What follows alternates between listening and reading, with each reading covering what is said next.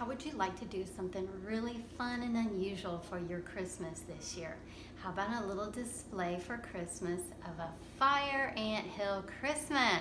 Let's make one. It's really easy. We're gonna use instant mashed potatoes, of course hot water to mix them with.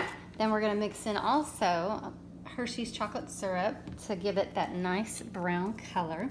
And we will heat the water in the cup and then add the mashed potatoes and then stir in the syrup till it turns to nice brown and make it a nice, good, sticky mashed potato consistency. Then we're gonna cover it with brown sugar.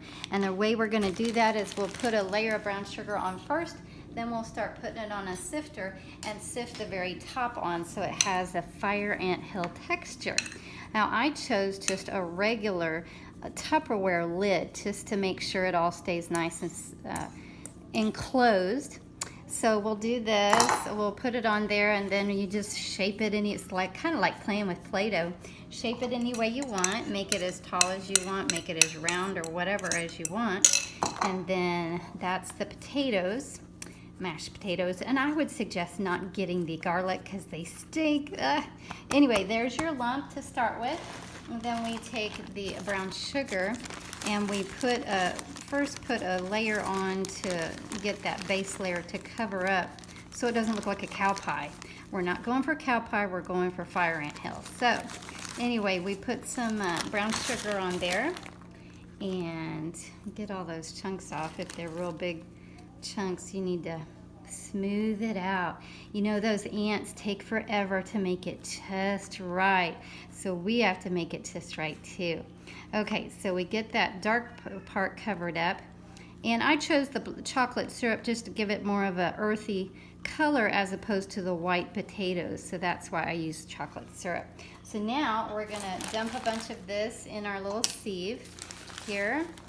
And we're gonna take a spoon. And we're gonna grind it on that sieve so that we get just the right texture coming out. I don't know if you can get real close to there and see that sugar falling on top of there, but it's just that right consistency that the fire ants get it. They work really hard, but all we have to do is put it through a sieve. So after you put a sieve, I'd say a couple cups full, depending upon the size of anthill that you want. You would want the nice sifted sugar to be pretty thick so that if somebody bumps the table, you don't see the potatoes.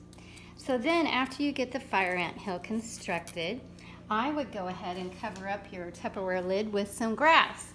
And what I choose to be grass is this nice Christmas garland. It's easy to get, it's cheap. I chose gold because usually by the time Christmas comes around, the grass is pretty brown, but you can use green or any color you want. So we surround the fire anthill with grass, and then we take our little pipe cleaner tree that I just put into a zigzag pattern and put a little star on top there, and we'll give our fire anthill their own little Christmas tree. Voila! A fire anthill Christmas